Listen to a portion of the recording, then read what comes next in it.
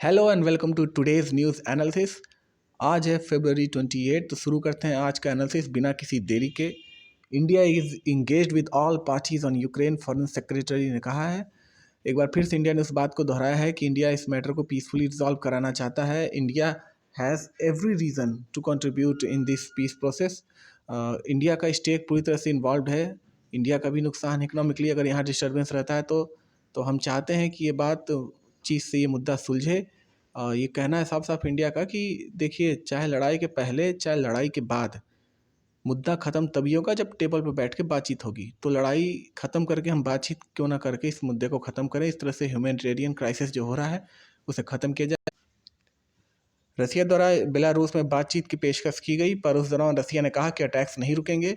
Ukraine पहले तो तैयार नहीं था, पर धीरे धीरे यूक्रेन तैयार हुआ कि हाँ, हम बातचीत कर सकते हैं। वहाँ के प्रेसिडेंट ने कहा कि ठीक है, हम बातचीत के लिए तैयार हैं, बट वी आर सेप्टिकल। हमें बहुत भरोसा नहीं है कि रसिया हमारी बात सुनने वाला है कोई। और साथ ही साथ इसमें बताया गया कि 3 मोर फ्लाइट्स के साथ 688 इंडियंस को वापस लाया जा चुका है और ये काम जारी है। इस बार इस मिशन को नाम मिशन गंगा दिया गया है। इस तरह के जितने भी मिशन होते हैं वापस लाने वाले, उन्हें कोई ना कोई नाम दिया जाता है। मिशन देवी शक्ति अब ये अफगानिस्तान से इंडियंस को लाने के लिए शुरू किया गया था।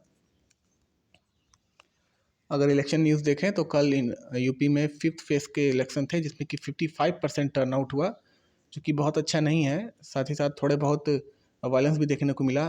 प्रयागराज में एक ब्लास्ट हुआ जिसमें कि एक की जान गई। और वेस्ट बंगाल में सिविक पोल्स चल रहे हैं, उसमें काफ़ी ज़्यादा वायलेंस हुआ।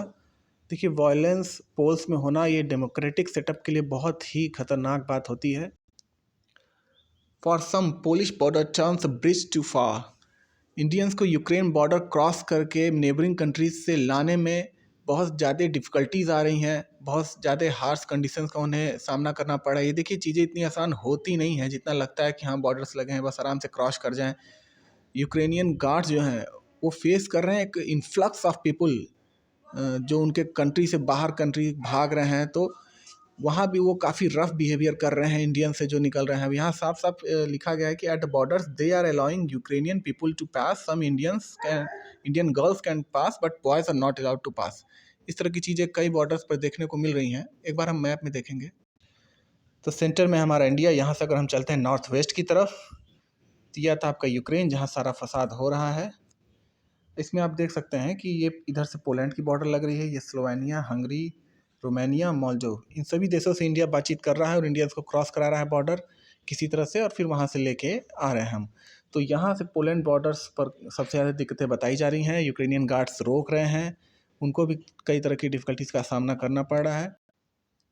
नेक्स्ट न्यूज़ है India to face tough choices at UNGA। हाल ही में अभी 25 फरवरी को यूनाइटेड नेशन सिक्योरिटी काउंसिल में एक रेजोल्यूशन लाया गया था रसिया के एक्शन को कंडेम करते हुए। उसमें इंडिया ने एब्सटेन किया वोटिंग से। न ही इंडिया ने रसिया के सपोर्ट में किया, न खिलाफ में।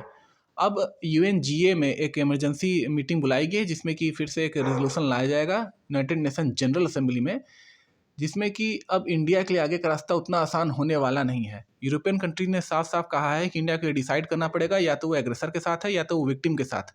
क्या वो ऐसे देश के साथ खड़ा होना चाहते हैं जो कि इतना बड़ा ह्यूमैनिटेरियन क्राइसिस कर रहा है, क्या तो वो वेस्ट के साथ खड़ा होना चाहते हैं जो कि यहाँ की एक ऑर्डर, एक पीसफुल सोसाइटी चाहता है। देखिए, इंडिया कोई भी ऐसी वोटिंग करने से बचता रहा है जो रेजोल्यूशन रसिया को क्रिटिसाइज़ करता हो। इंडिया रसिया के रिलेशंस काफ़ी पुराने हैं, पर अब चीज़ें उतनी भी आसान इंडिया के लिए होने वाली नहीं है। इंडिया का भी स्टेक काफ़ी लगा हुआ है, वहाँ इंडियन स्टूडेंट्स भी फंसे हुए हैं। तो देखना होगा कि आगे क्या करता है इंडिया। एक काफ़ी टफ वॉक होने वाला है इंडियन डिप्लोमेसी के लिए। बढ़ते हैं नेक्स्ट न्यूज़ की तरफ, तो काफ़ी इंपॉर्टेंट है। DRDO, defence research and development organisation, ये इंडिया का एक रिसर्च एंड डेवलपमेंट ऑर्गेनाइजेशन है जो कि डिफेंस इक्विपमेंट्स पर रिसर्च करता है, डेवलपमेंट करता है उसमें। और सैफ्रॉन जो कि एक फ्रेंच डिफेंस कंपनी है, डिफेंस मैन्युफैक्चरिंग कंपनी है, उसमें एक डील होने वाली है इंजन, एयरक्राफ्ट इंजन्स को डेवलप करने को लेके। देखिए, इंडिया अपना इंडिजीनियस एयरक्राफ्ट इंजन डेवलप करने की कोशिश बहुत दिनों से कर रहा है।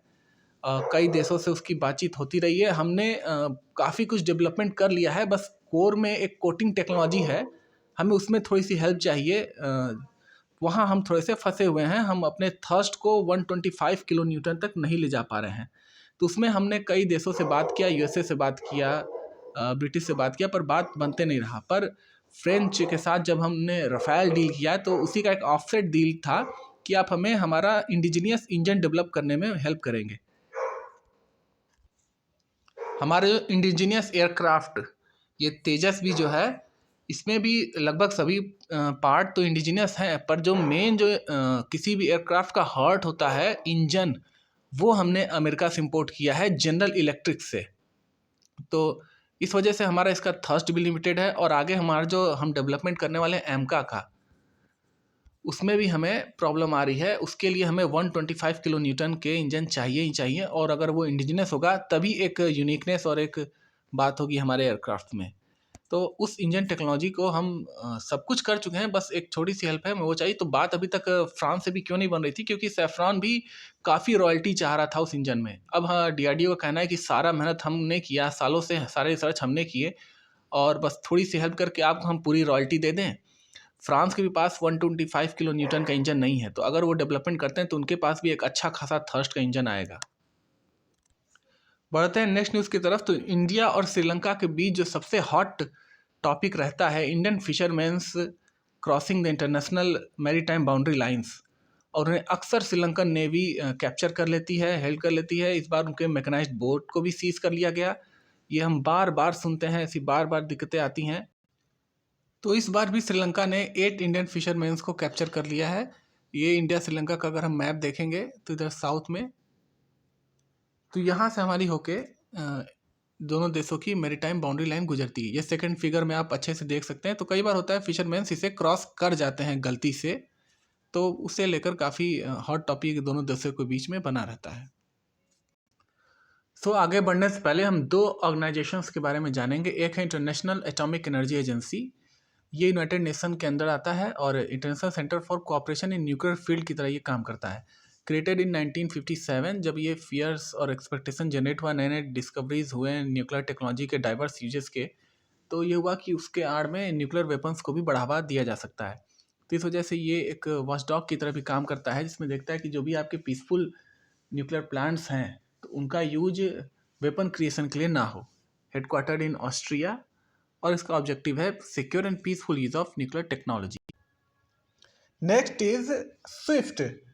ये एक तरह का कम्युनिकेशन मैकेनिज्म है जो कि वर्ल्ड वाइड डिफरेंट बैंक्स को कनेक्ट करता है। जब भी कोई ट्रांसफ़र करना है कोई भी फंड आपको एक देश से दूसरे देश के बैंक में, तो ये स्विफ्ट मैकेनिज्म के ही थ्रू मैसेज जाएगा कि इस बैंक से इस बैंक ट्रांसफ़र करना है। इसी से जो बैंक कनेक्टेड होंगे स्विफ्ट मैकेनिज्म से, उसी के थ्रू आप ट्रांसफ़र कर सकते हैं। जैसे कि हमारे यहाँ IFSC कोड होता है हर एक बैंक का, हर एक ब्रांच का, तो हमें पता होता है किस ब्रांच में ट्रांसफ़र करना होता है। उसी तरह से स्विफ्ट कोड भी होता है हर एक ब्रांच जो भी स्विफ्ट मैकेनिज्म से जुड़े हैं।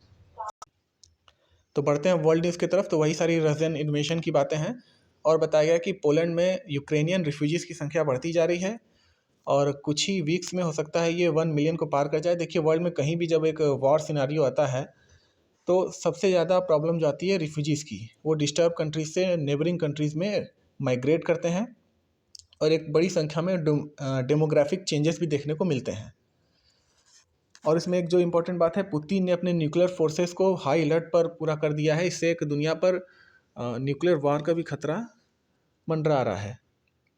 तो इसी को लेके इंटरनेशनल एटॉमिक एजेंसी ने मीटिंग बुलाई है, आपातकालीन मीटिंग बुलाई है।